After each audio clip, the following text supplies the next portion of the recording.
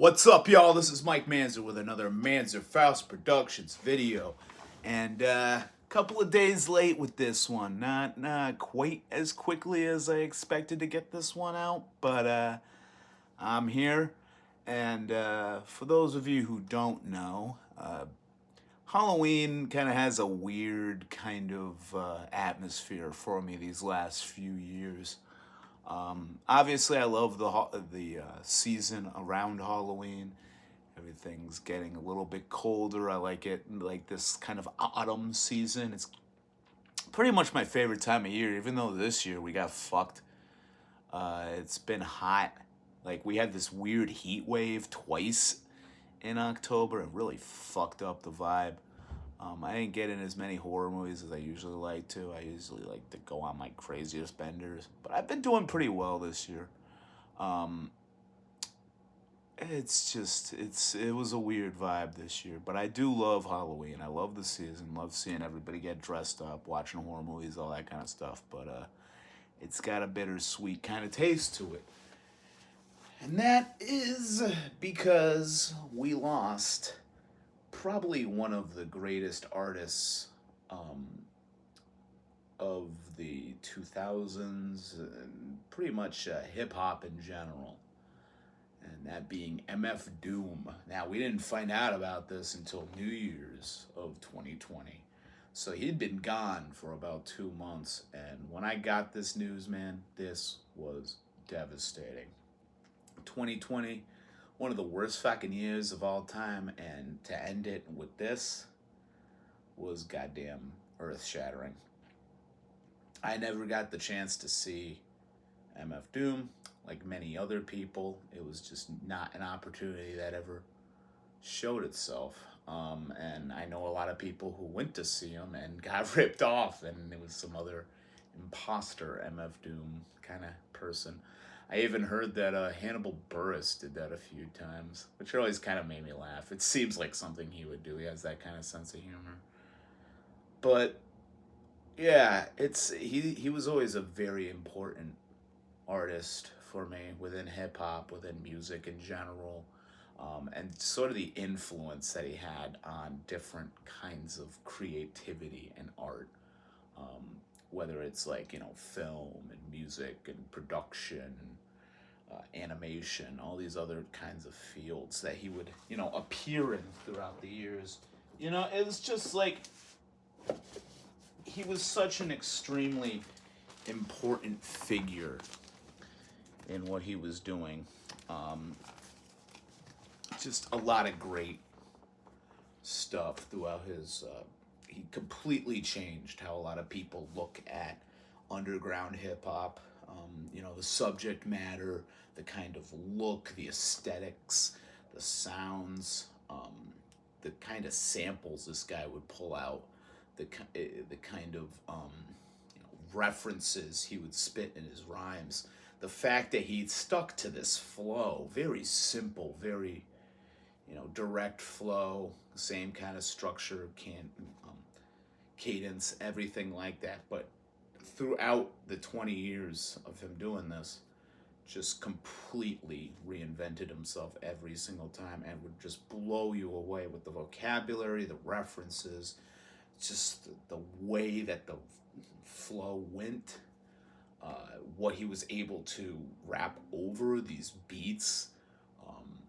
Just so much depth to this man's career, where he's pulling from.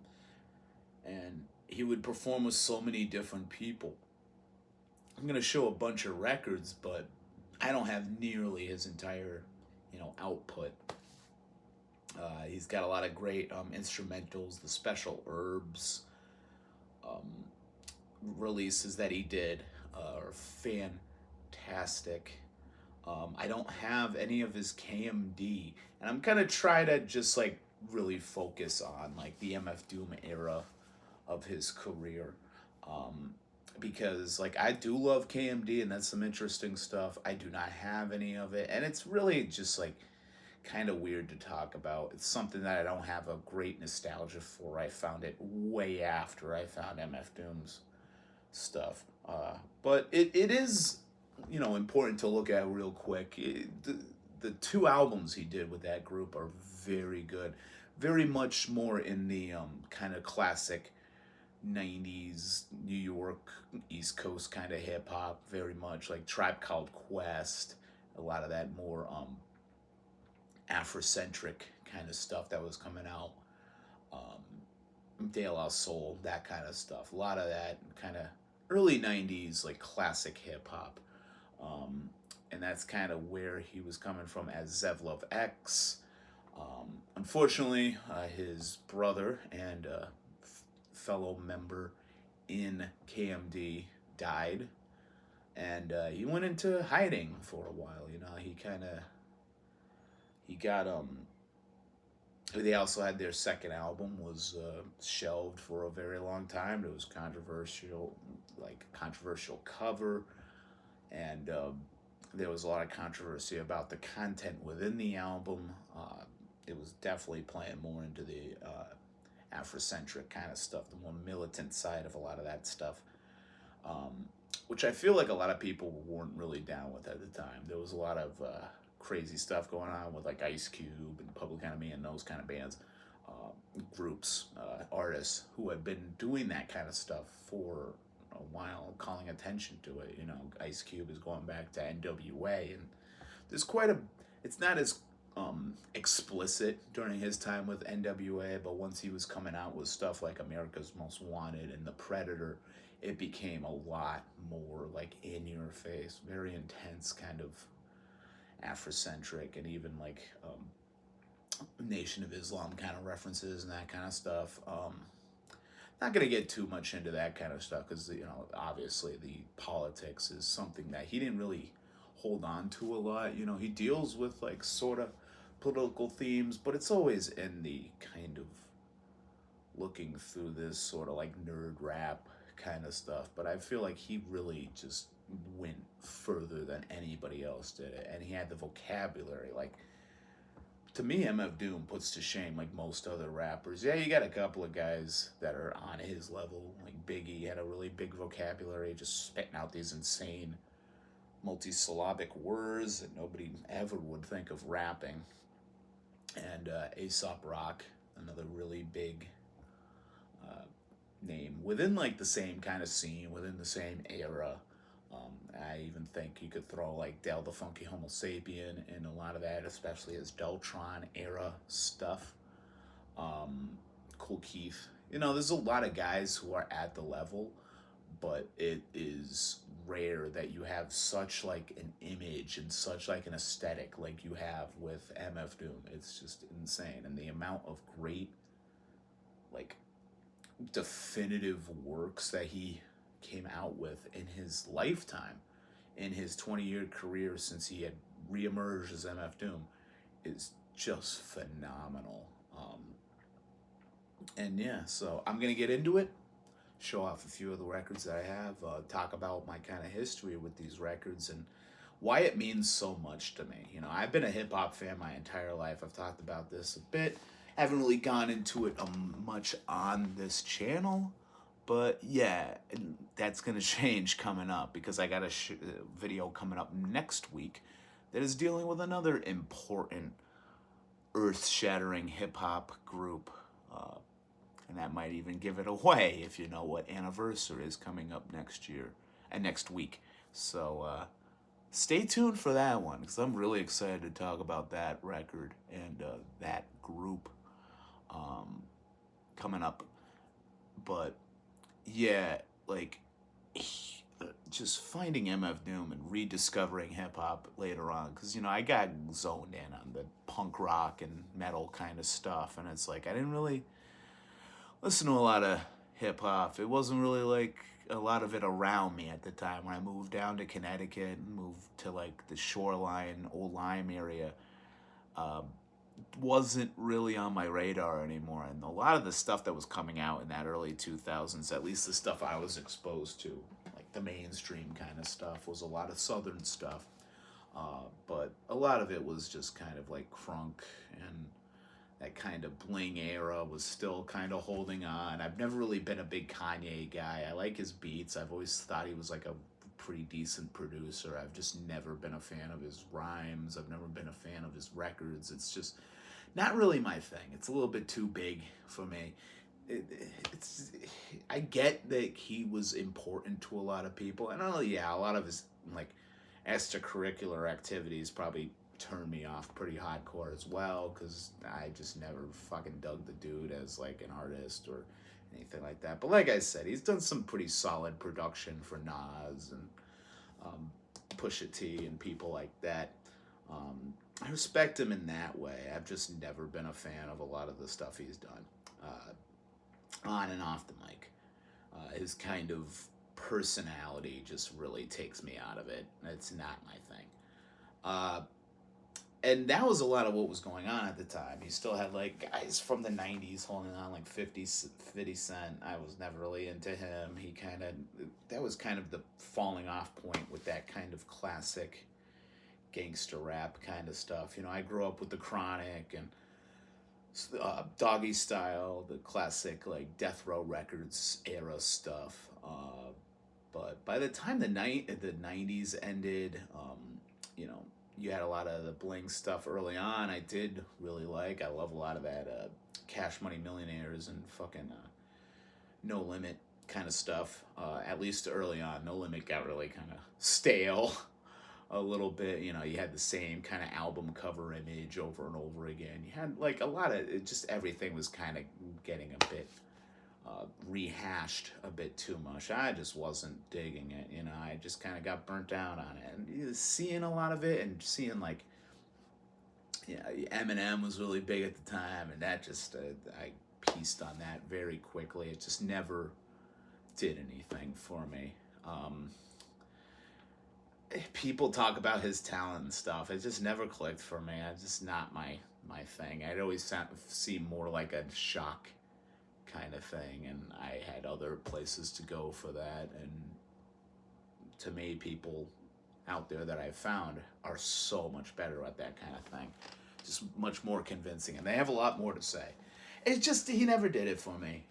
Again, I respect his talent, and people like him and stuff, but it just never did anything for me. Like I've been saying, I'm stuck in the Biggie, Tupac era, early 90s stuff, because that's what like formed me. Fugees.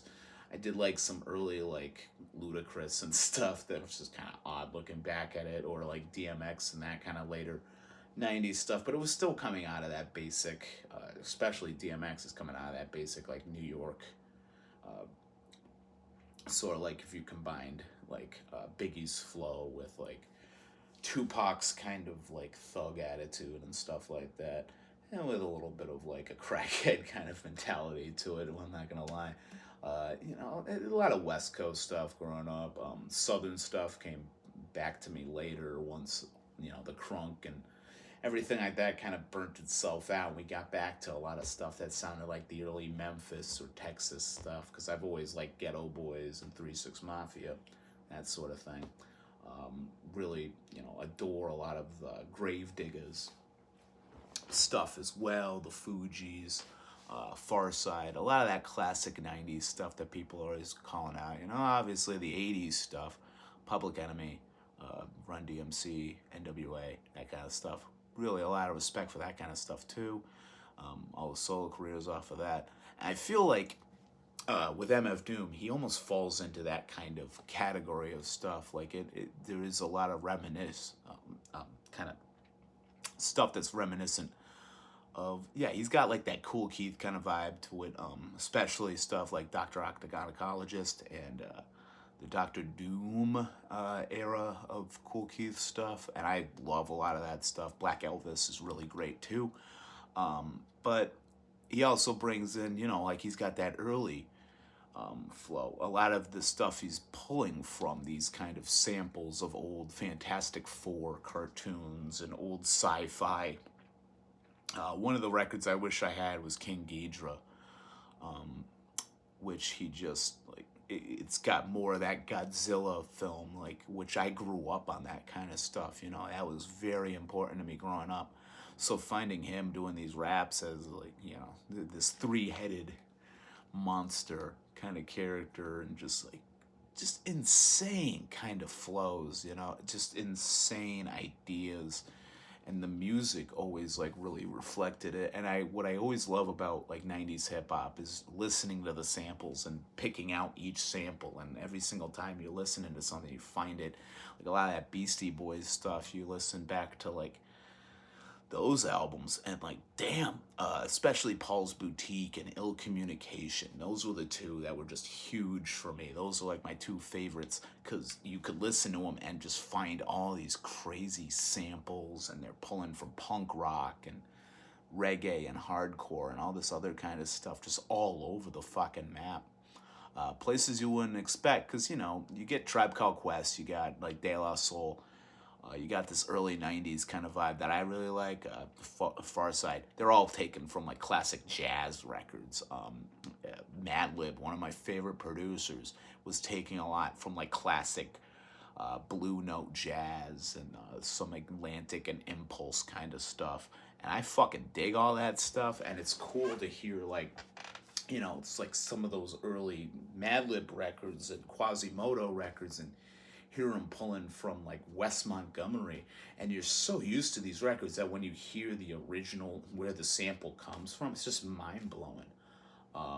And MF Doom really just like pulls it all out, because he's taken not only from these jazz records, but he's got this very I can't remember the name of those shows, but they used to have the radio shows in the 80s where they would play hip-hop, but they'd like mix in these like crazy like Stretch and Bambino.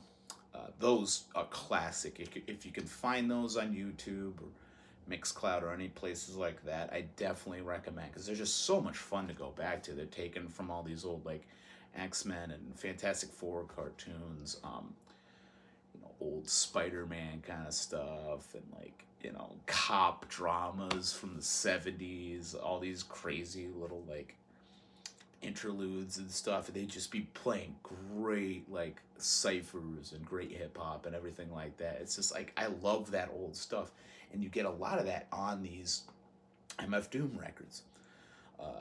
Just he always has the crazy intro going off on all these like tangents about the villain, and these like heroes are going after the villain, and it's like a very cool kind of aesthetic that he's playing with throughout his career, this kind of super villain of hip-hop, but doing it playfully, doing it kind of like a little bit tongue-in-cheek. If I was a teenager at the time that I found this, I would love it just as much, because it does have that playful kind of like type of thing to it, because like yeah, it is intense and it is raw and it is like in your face when it needs to be, but it wasn't this kind of like, I feel like a lot of people were getting burnt out on the like just gangsta rap kind of mentality, which probably explains a lot of that bling stuff being kind of popular. Everybody was kind of tired of constantly hearing about guns and Bentleys and all that kind of stereotypical shit. A lot of people were getting wealthy quicker. There was a lot more attention on this type of music. It was a lot more in the mainstream. You had Source Music Awards was getting bigger and bigger every year. It was on television, so people were seeing it. MTV, you saw the playlists, at least when they still played music videos, it was a lot more hip-hop heavy. You got guys like Ja Rule and Eminem, and then stuff in the late 90s, the second coming of Dr. Dre with Chronic 2001. So you had a lot of these guys, but it was just like some of it was starting to get a little bit played out. And in the underground, you had a lot of these like crazy kind of forward-thinking stuff. Cool Keith, Madlib doing stuff with Loot Pack, DJ Shadows, another huge part of that. A lot of this stuff coming out of Detroit, like House Shoes,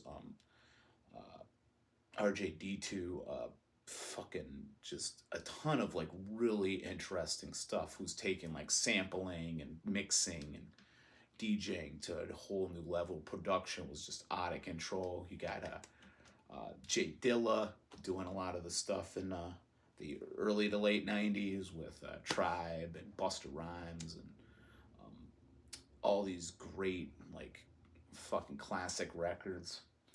Far Side, you know, his name started getting out there.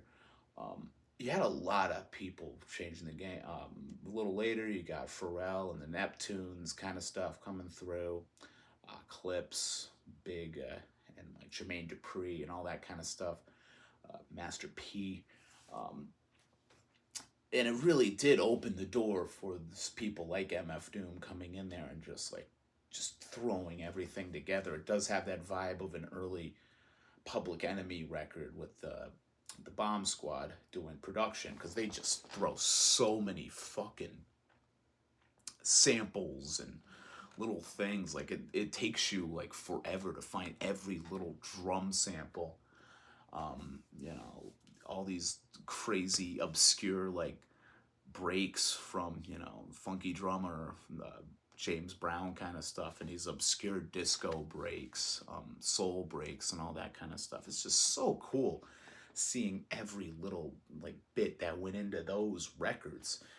And with MF Doom, man, especially when he's working with guys like Jay Dilla and Madlib, you get that vibe of like just taking so many different ideas and samples and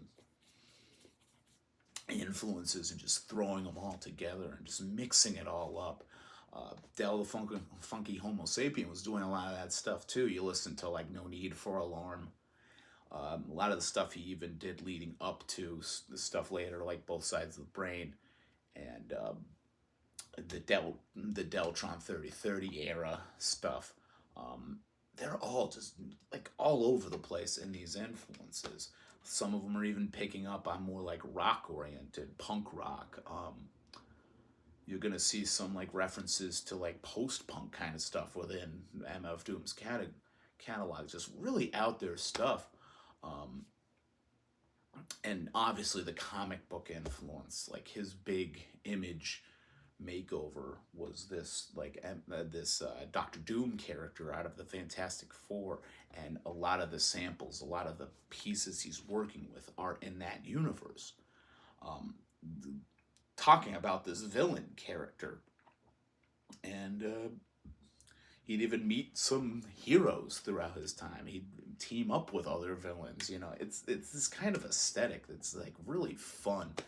And every time he would collaborate with somebody, it'd be like this giant event, and really like put a lot of these names on the map as if they weren't already like top of their game. He definitely getting the MF Doom bump was like one of the biggest things at the time for so long, up until his death. You know, from the late '90s, early 2000s, up until his death, he would not stop. Just like really just changing the game so many times, changing his sound, but you know, it's still kind of the same kind of premise, the same kind of aesthetics, and the same flow. He's stuck with his flow, and the amount of like,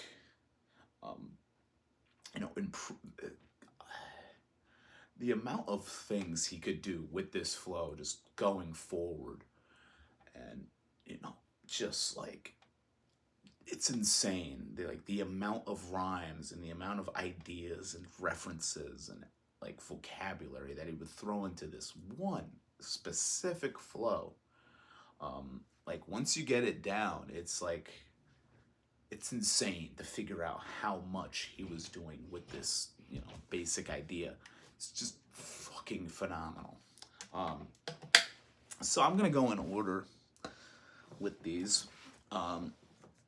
Starting off with his big kind of introduction, Operation Doomsday, and you see the famous MF Doom mask. Very cool design, and this is obviously based on the classic metal box design for Public Image Limited. So there's not much to show off on this one, but this is like some great early kind of underground lo-fi hip-hop kind of stuff from the late 90s, early 2000s. This definitely fits in a lot with like DJ Shadow and the early Jay Dilla kind of instrumentals and stuff like that. And like I mentioned, loop pack with Madlib, company flow, that kind of stuff. We had this emergence of a more like underground, kind of independent hip hop. Cats like LP and Aesop Rock was coming up at that point. Atmosphere, a lot of different ideas happening, a lot of different, pulling from different parts of the country and stuff. And this record, man, like just so good. You got Rhymes Like Dimes, which is like really great, like kind of beat to that. Just his flow is just amazing on this record. Um, Doomsday, just like really just this manifesto of a song, just like fucking throws it down, man. And there's like some songs on it, it's like the beats are just crazy. I can't remember the name of it, but it like slows down and speeds up throughout the song. Like it makes you feel like your fucking record player is malfunctioning during this song. It's just crazy, man. Some real heady shit on this. I just love that, metal box reference cover. Eventually I'll get one with the original cover on it, because I do like the original covers more like the comic book style kind of stuff. But yeah. So next up, I wanted to talk about Live from Planet X. I believe this is from 2006, so this is before his like long, crazy route of releases.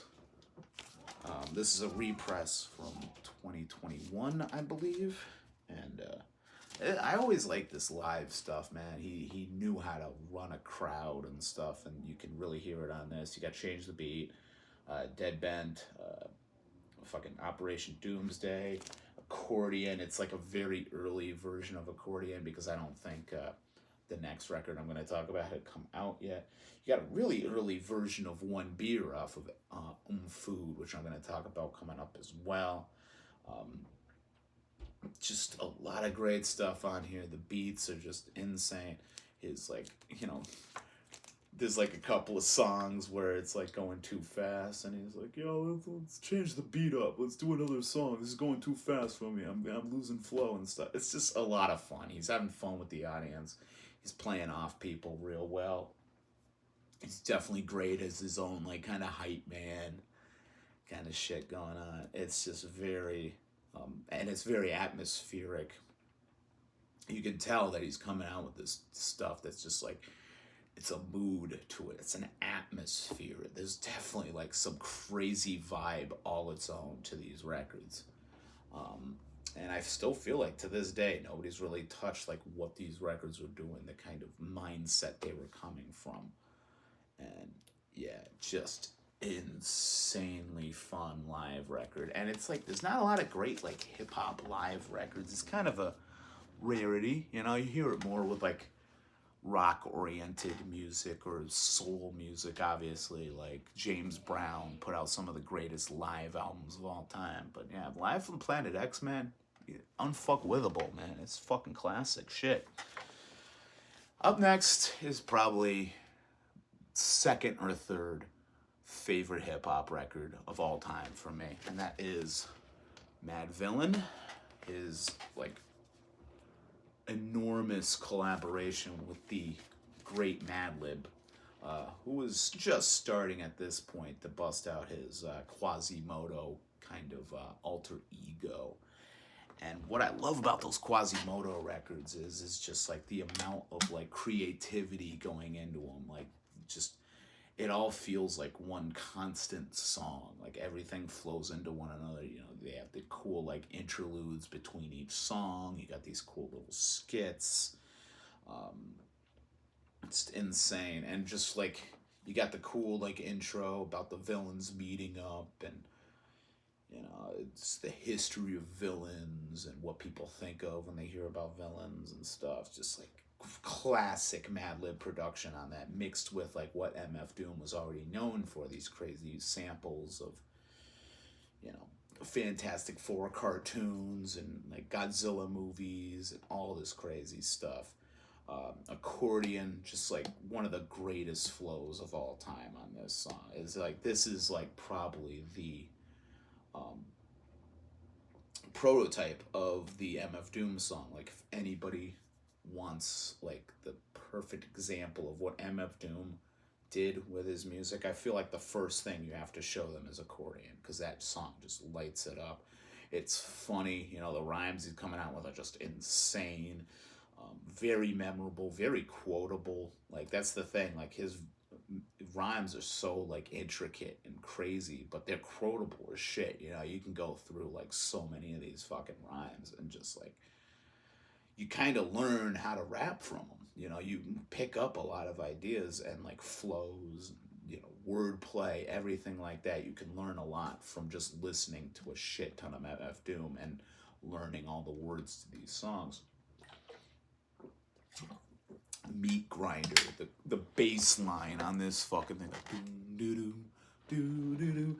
That shit's fire. That shit is definite fire, and there's a lot of that on this record. You know, you got America's Most Blunted, one of the greatest stoner tracks of all time. Get some really cool samples in that, mostly coming from Madlib, like the Madlib influence on here, and he even busts out some Quasimodo verses on here. And a lot of people aren't that big on Quasimodo, his like kind of flow as Quasimodo, but I love that shit. It's huge fucking music for me, man. It was a big deal. And you hear a lot of jazz influence, especially from Madlib, pulling from all these different areas. And he's a jazz musician himself. He comes from a family of jazz musicians.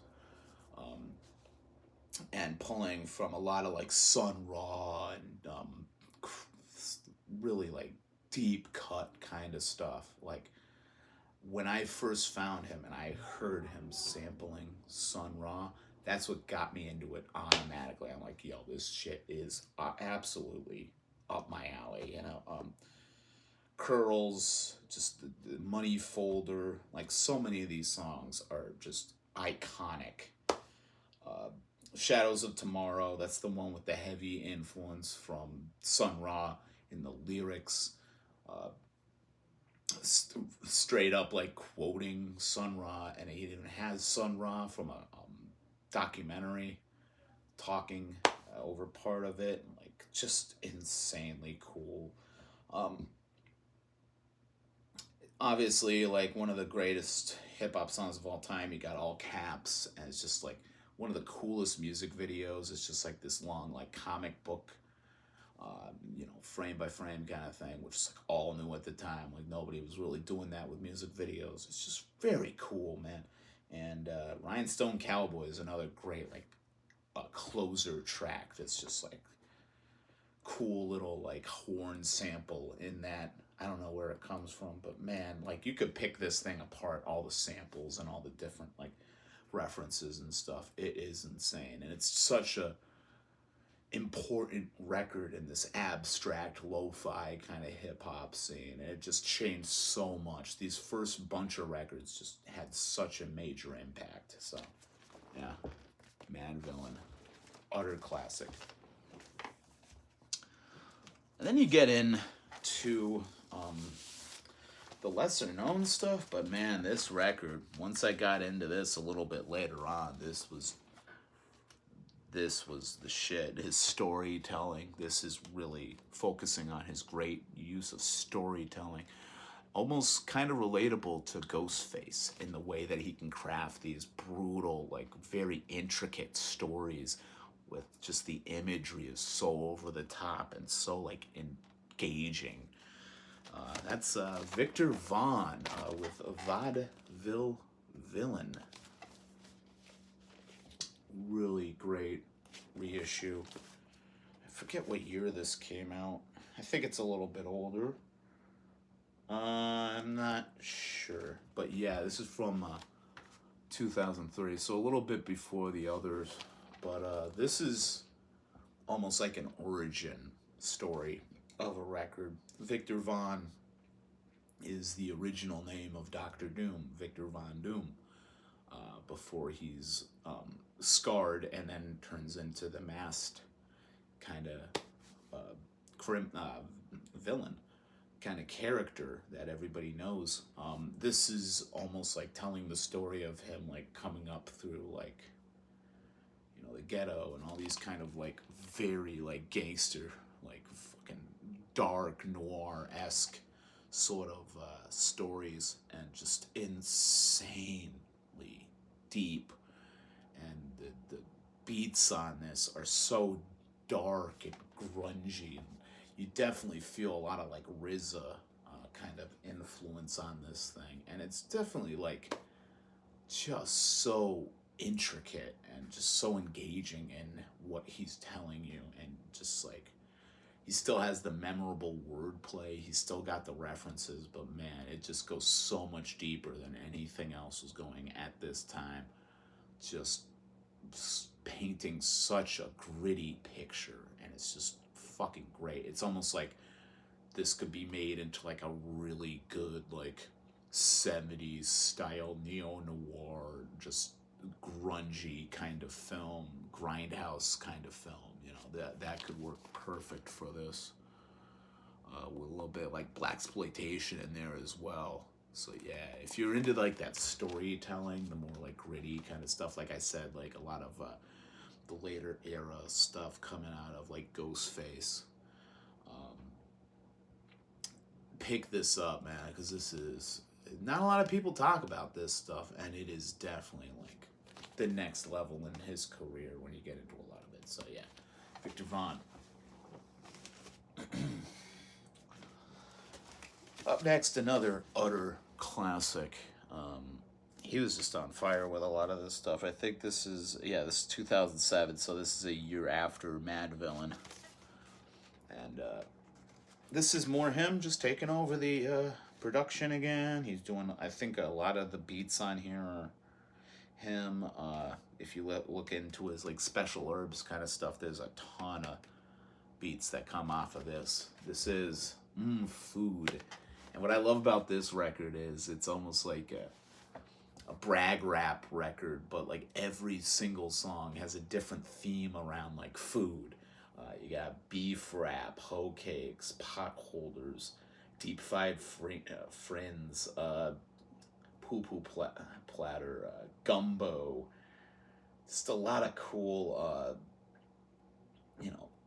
food related cookies at the end. There's just a lot of cool food related vibes, and they all have like, it uses the concept of all these different types of foods, and it works in some of like the samples with the foods and stuff. But just like the kind of rhymes he comes off with, this like beef rap, like he's coming up with some crazy stuff, like goes off on these tangents about like cholesterol, and it's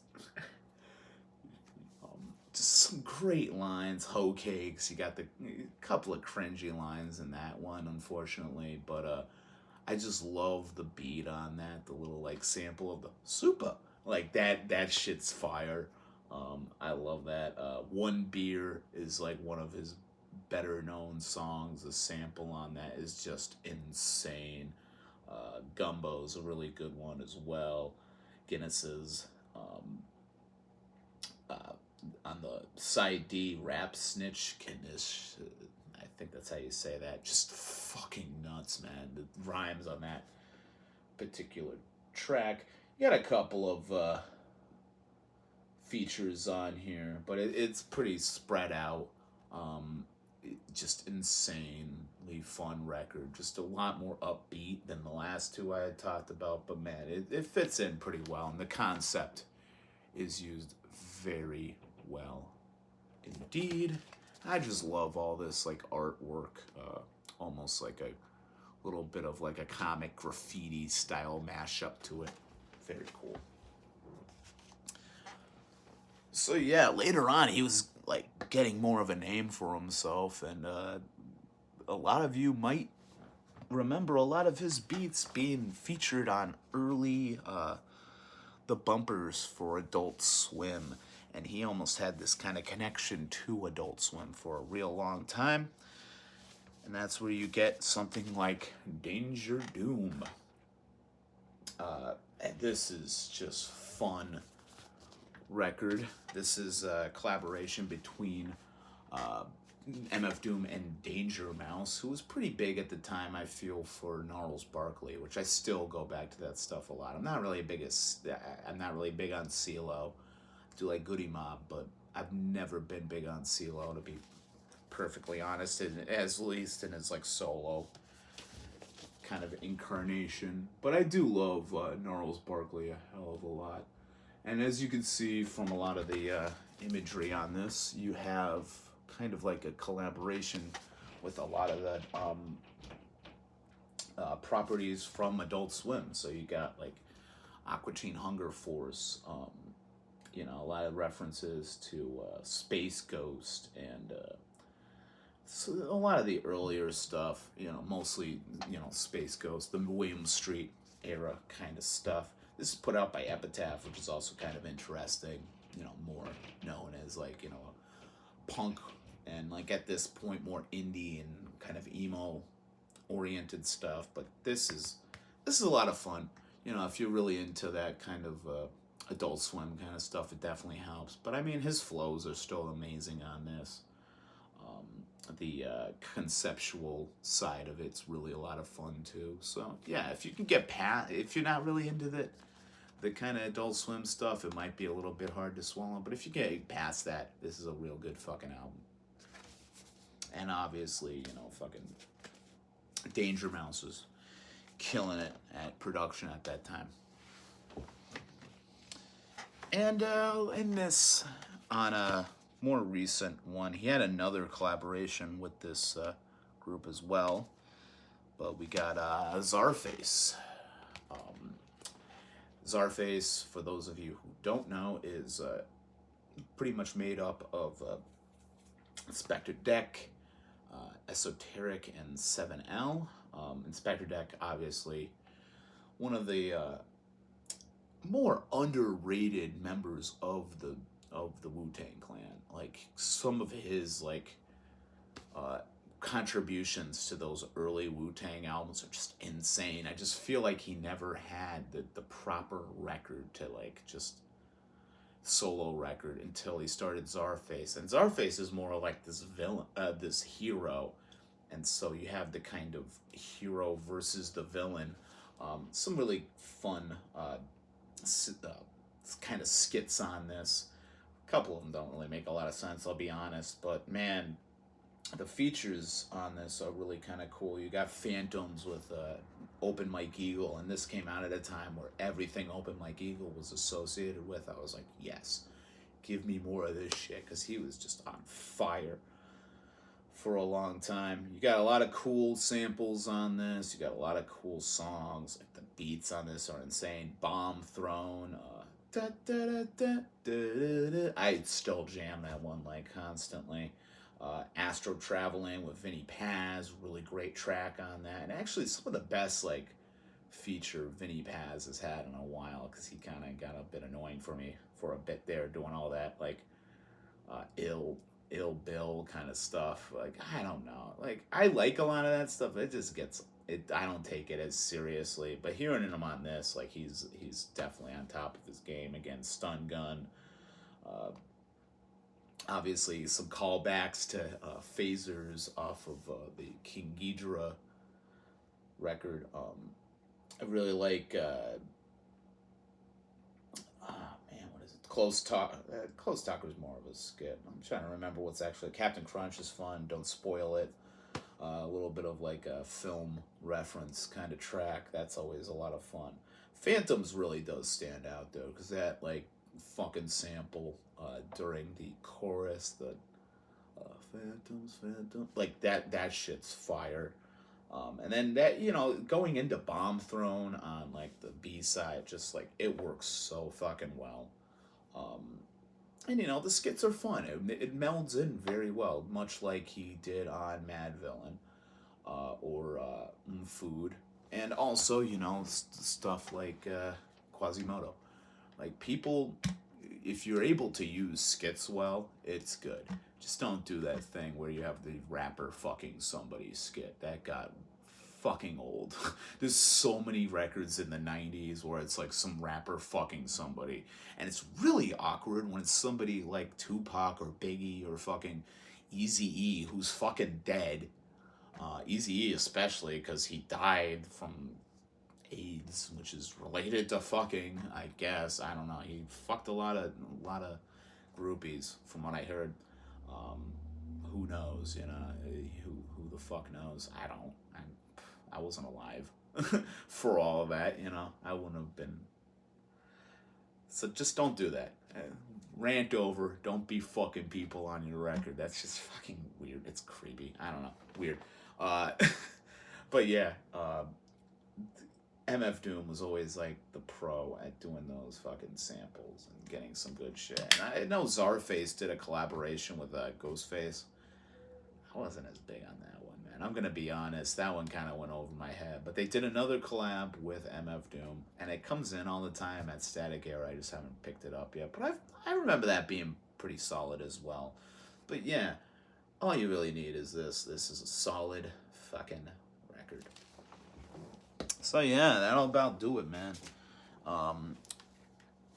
R.I.P. MF Doom. Definitely thankful for all the great music, all the great inspiration, and all the great aesthetics and vibes and storytelling. Everything I've talked about in this video, I'm extremely thankful for the impact he had on my musical journey, on my, kind of musical identity. I don't know if you can see it, the lighting's pretty bad, but yeah, I even got this of Quaz wearing a Doom mask. It's one of my favorite tattoos I got. It's important to me, man, and I feel like on this channel I want to get more into like talking about hip hop. This is difficult because getting physical media, especially vinyl of hip hop, has gotten very expensive. It always has been more of like a harder to get kind of thing because a lot of these places I go typically don't carry hip hop. It's a lot more common now. Back in the day, you couldn't find this stuff. You had to order it online or you had to get it through like a specific dealer. But yeah, like I want to talk more about it. Like I said, do some more focused kind of talk about my history with the genre as well, because I feel like there's a lot of stuff that like people, the younger people, might not pick up on as much. Some more deep cuts, if you will, and it's just such an important history for me. Going back to Run DMC and Curtis Blow and the early guys, going into like KRS-One and Boogie Down Productions, Beastie Boys, EPMD, Gangstar, Onyx, like all this stuff. I love a lot of it. And it really did form a lot of my early music growing up in Springfield. Not only would the cars be bursting with like a lot of great like metal, hearing Metallica coming out of the back of some guy's car as a kid definitely had its influence. Hearing, Anthrax around town, and, a lot of that kind of stuff that was big in the early 90s, but also hearing a lot of hip hop, growing up around like Springfield. There was a lot of clubs that would play like a lot of good dance music and a lot of good hip hop. And back in the day, they would let all ages into some of these clubs. It was some sketchy shit, but it was fun, man. You would hear a lot of crazy stuff around town. Springfield was live at the time, man. That shit was crazy. And yeah, a lot of interesting culture. And I'm very happy about that because I had cousins that listened to a lot of hip hop, and I'd hear shit through them, and they'd play me stuff, and just really formed a lot of my early musical tastes. And through a lot of this, finding these samples and finding where they come from, a lot of these references got me into a lot of like crazy music. Like I found so many like great soul records. Brothers Johnson, Syl Johnson, Gloria Ann Taylor, a lot of crazy stuff by like, Delphonics and the Meters, stuff like, Link Ray, so much stuff coming out of this like hip hop hearing samples, hearing beats, hearing references, um, soul music, Parliament Funkadelic, obviously, because like every, great gangster, like early stuff, Warren G, Dr. Dre, and Doggy Style, and all, Ready to Die, all that stuff was taking from, classic soul and classic, Parliament Funkadelic records, like G-Funk, it's all just like George Clinton inspired shit.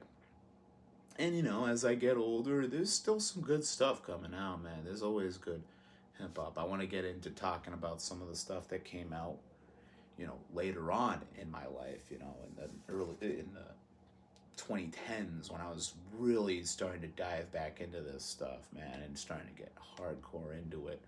When I was doing safe word, man, when I was actually trying to, write rhymes and make beats and all this kind of stuff. A lot of stuff I was listening to at the time was stuff like Danny Brown, stuff like Kendrick Lamar's like few albums he had at the time, up through Damn, and I even like kind of grew on Damn. It's just a little bit too like long for me. It kind of falls into that like late 90s, like way too many fucking tracks on a record kind of vibes. Earl Sweatshirt, a lot of guys just like on the more like underground level who came up listening to like MF Doom, Madlib, J Dilla, a lot of these like crazy producers, the great rhymers of their time as well, Company Flow, Harrow, all that kind of shit, it's just so much depth you can go into that, and I feel like I've been avoiding it way too long. And yeah, you're gonna get another like weird like hipster white guy talking about hip hop on YouTube. There's plenty of us. But yeah, just wanted to come in here and talk about MF Doom. He's a huge part of my musical life. It's just finding him has brought me so much joy. It's been such a gift, finding his music, and I will be forever grateful. R.I.P. MF Doom. And yeah, if you like this video, man, get down there in the comments. Tell me if you have any history with this stuff. Tell me about some other hip hop you want me to talk about. Tell me about some other records you want to hear me talk about. Monday, I'm going to be doing another Stop, Watch, and Listen. I still got to finish up a couple of the movies. Been getting a lot of records the past couple of weeks, so I want to get into some of those. Got some from this year, some recent reissues, and some vintage classics, man. I've been back into it. It took some time off in October, like I talked about in the last video, but man, I am full on back into it for the rest of the year, into 2024. So yeah, like and subscribe if you have not yet. If you want to find me on social media, I am on Instagram as the Hordes of Manzerfaust. And yeah, man, that'll about do it. So this is Mike Manzer with another Manzerfaust Productions video. Stay fucking metal.